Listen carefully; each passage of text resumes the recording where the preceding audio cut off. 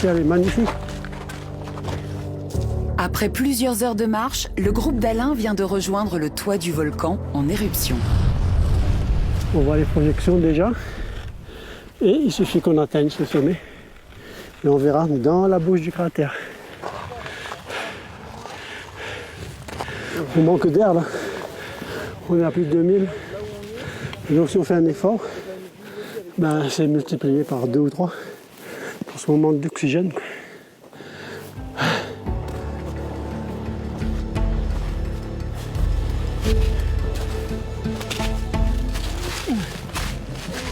On a atteint notre objectif. On est maintenant devant la coulée. Voilà. Formidable, superbe, avec une bouche donc, qui continue à émettre et une ici qui crache des flammes essentiellement.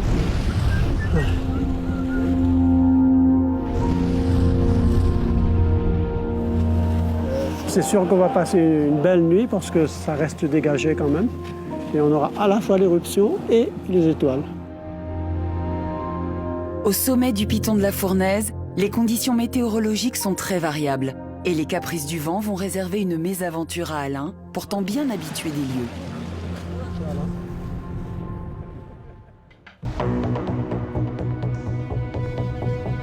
Au sommet du volcan, la météo s'est gâtée.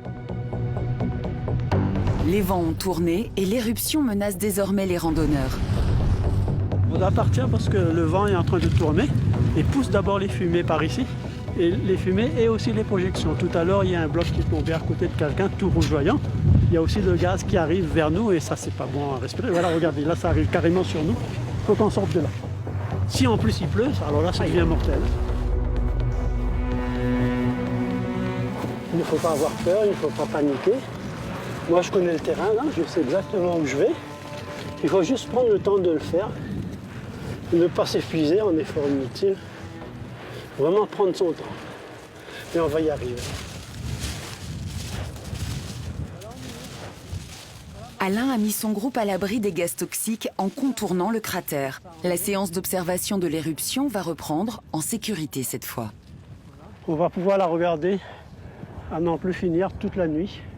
Et c'est sûr qu'il va se passer des choses là, qu'il y aura de temps en temps des effondrements, des débordements. On ne peut pas rêver meilleur emplacement. À l'abri des fumerolles et sur une zone confortable.